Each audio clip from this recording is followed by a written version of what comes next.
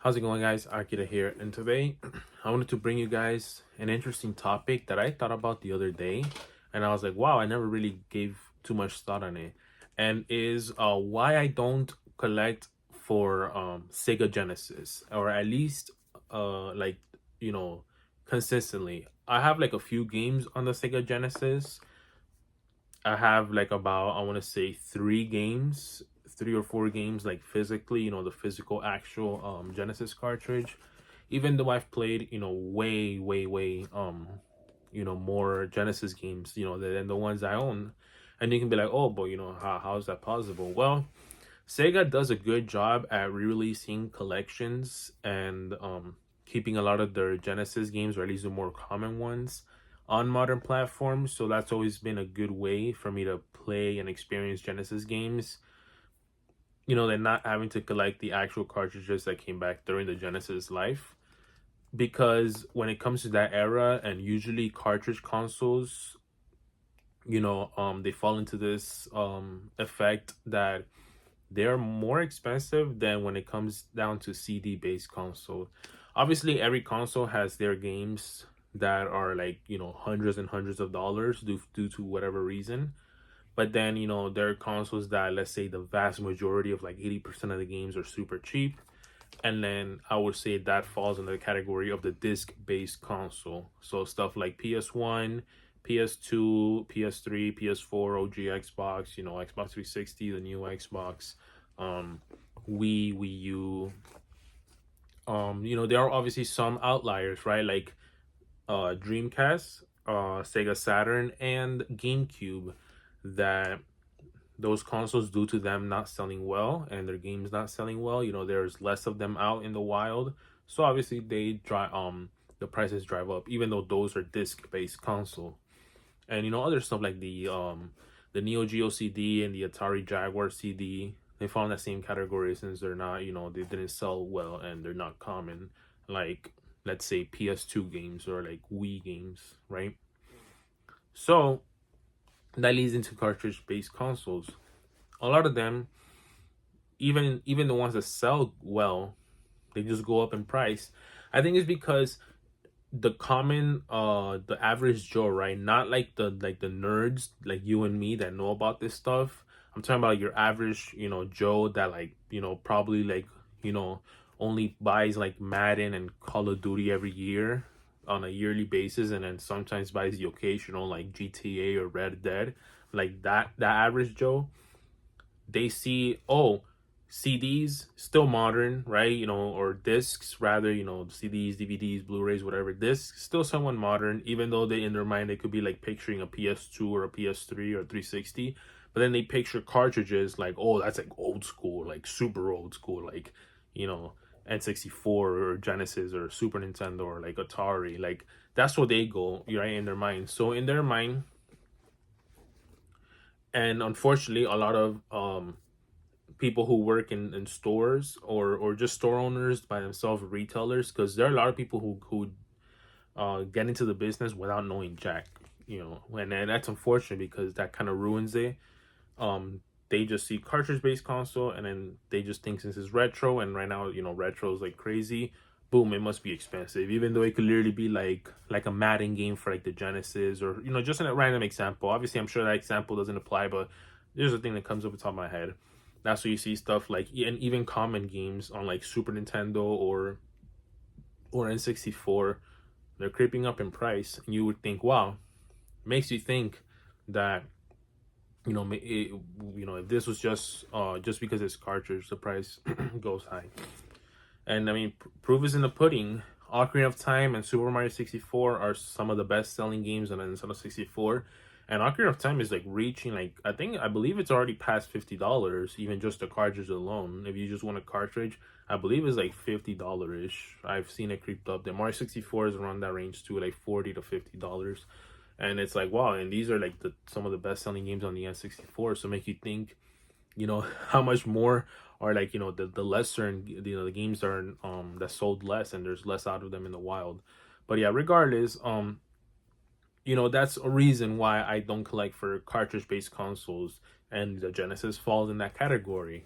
A lot of their games, that haven't been, like, a lot of the common ones have been re-released on these collections that Sega loves to put out, every generation on newer modern consoles.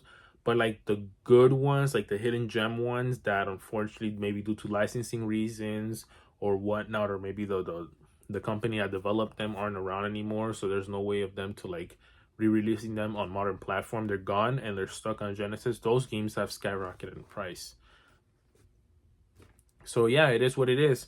So that that kind of my in my train of thought in my mind, I'm just like, you know if I'm gonna play, let's say something like, let's just throw out there, Comic Zone or Earthworm Jim or Sonic or Echo the Dolphin or Rise Star, right? And there are in these Genesis collections that come out for modern stuff like PS3, PS4, Xbox One, PS5, whatnot. And it's just an easier, convenient way, and I can still hold it physically, through HDMI, and I can, be easy. I could, stream and record it rather than trying to record from like a composite signal, on a Sega Genesis or something. Might as well go for it. So that's basically my reasoning why. Obviously, if there's a game that I really like that stands out to me, and it's like, well, that's one of my favorite Genesis games, I go out and collect it physically, so I can have, so I can look, how the case was, how the manual was, stuff like that. So for example, I have Sonic the Hedgehog 2, and I have Echo Ties in Time. I have those games physically, and I have the other one I have is Miss Pac-Man, but that was because it came in a bundle, so I just kept it. But stuff like that, I want to get the rest of the Sonic games physically because I would love to be like, wow, look through like how the manual was back in the day for like Sonic 1, Sonic 2, Sonic 3, and Knuckles, and same thing with the Echo games, and I have my eyes on other games. And I'm like, if I ever come across them, I'll pick them up physically because I like them so much, and there are Sega Genesis games that stand out to me. But other ones, I'm just fine, playing them on these compilation discs, and there's still a physical form. Obviously, not the original physical form of them, how they would have come out in the 90s, but at least to me, it's still a physical form. So the first one I wanted to show you guys is the Sega Genesis collection on PS2. And I believe this also came out on PSP, right?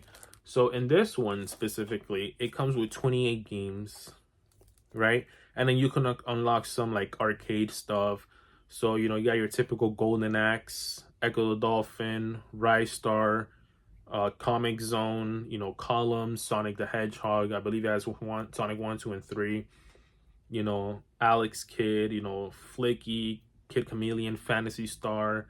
Your typical, Sega stuff, right? That, I don't know exactly how much a lot of these games go for on eBay if you were to get the original Genesis cartridge. But this collection itself, it's like super affordable, super cheap, and it's like, why not? It's still a physical version. Like, I can technically say I have a physical copy of Comic Zone, and then be like, okay, let me look at it. And it's like, even though it's not the cartridge, it's still kind of this because it's within this collection. It's for me physically hold it if I want to keep it forever or sell it or trade it or lend it to a friend or anything like that. It just falls in that category, at least for me. Obviously, maybe some people disagree and be like, no, if you don't have the original cartridge, it doesn't count, which, fair enough, your opinion, but that works for me as well. Another one, at least is for me, this is one of the better ones. The Genesis collection is Sonic's Ultimate Genesis Collection for the PS3 and the 360. Yeah, I also have this on the 360. Since this game is very cheap, it goes for like $9. The highest you'll see it is like $12. I was like, you know what? Let me have a backup one on the 360 as well, just in case. So I have the PS3 copy, I have the 360 copy over there. And yeah, I believe this one comes with around 48. It says over 40, but I think that the total number is 48 because some games are unlockable of Sega Genesis games, and I believe some arcade games are sprinkled into this, and maybe some like Game Gear games. I'm not so sure. It's been a while since I played this, but yeah. And this also is a good way for me to have a physical copy of Sonic 3 and Knuckles with the original soundtrack. So if you guys don't know, Sonic 3 and Knuckles, Michael Jackson worked on some of the songs in that game, and for the longest time, there was always a dispute, right? So for a while, when they would when Sega would re-release Sonic 3 and Knuckles, it would be with that Michael Jackson music, right? And I believe this was the last time, or at somewhere around 2011 is when that license or something happened that they couldn't do it. So if you've noticed, every Genesis collection or every Sonic collection, and they released Sonic and Knuckles, Sonic 3 and Knuckles, up in 2011, it all had the Michael Jackson score. After 2011, there was a long period of after 2011 that it did not have a lot of the collections. They would skip out on Sonic 3 and Knuckles, and people would be like, why, why is no Sonic 3 and Knuckles, until Sonic Origins, um on on the PS5 and on the Switch and stuff, where they brought Sonic 3 and Knuckles back, and people are like, wow, finally, but it had to replace music, which, it sucks for some people, because we want to hear like the OG soundtrack. So then every digital, it was Sonic 3 was delisted from every digital place, whether it's PSN, Xbox Live, Steam, etc. So they delisted the original with the original soundtrack, and then the only way you can buy, then they replaced it with the new replacement soundtrack. So if you ever want to buy Sonic 3 and Knuckles digitally right now, wherever, you will only get the replacement soundtrack, which a lot of people say is not as good, for the levels that were composed by Michael Jackson. So this one is, it's like a time capsule that I get to keep. And Sega's not gonna come knocking on my door and be like, "Hey man, we our license with Michael Jackson cut out. We're gonna take away your game from you." Like, that's not gonna happen. So I get to, this is a good way for keeping Sonic 3 with the original soundtrack, by Michael Jackson. Funny enough, this is basically another one that they put out on PS4, another collection called Sega Genesis Classics. And this one, just like I said, obviously this comes out after 2011, right, on PS4. I believe specifically this came out in I want to say 2019, this collection came out. I'm not too sure, don't quote me on this. And guess what? Doesn't have Sonic 3, and doesn't have, Sonic 3 and Knuckles. It just skips it, because around this time they were still, in the dispute. But yeah, but this is another one. This one, I believe it has 50, so it has more. Um and it's just, obviously, with these collections, some of them repeat. So, all of these are gonna have like Sonic 1 and 2, and then Rise Star and Echo, the Dolphin, your actual stuff. But then, for example, the PS3 one or the PS2 one have some games that are not in here, and then this one's have some games that are not in those. So that's why I've always wanted to get every Sega Genesis collection, to see and miss and match. Okay, this game is on this one, but it's not on this one. They skipped it out on this one, blah blah blah. So it happens. So just so I can get as much Genesis games as possible, I always like collecting them as well. I also have a backup copy of this one on the Xbox One. And coincidentally enough, recently, guess what? This whole collection was delisted digitally on eShop, Xbox Marketplace, PlayStation Marketplace, and on Steam. Sega delisted this one. The theory is that there might be a new one coming out, but or not. It's always speculation. But guess what? Um, sucks. It got delisted recently, and your only way to play those games on like modern consoles like Switch and PlayStation 4/5 and Xbox is get the physical version. So Sega's not gonna come in here and just take this game away from me. So it's a good way to have a bunch of Genesis games as well, and have them physically, and never have the companies delist it or take it away from you. So that's an example, right? Those are a few examples of those Genesis collections. There are other ones. There's the PSP one, which I believe is the equivalent to the PS2 one that I showed. And I'm sure out there's like mobile stuff, on like iOS and Android, of like Sega Genesis collections and stuff. But yeah. And then the other type of Sega Genesis collections that Sega has put out, a re-release of of their Sega Genesis games, is the Sega Genesis mini consoles.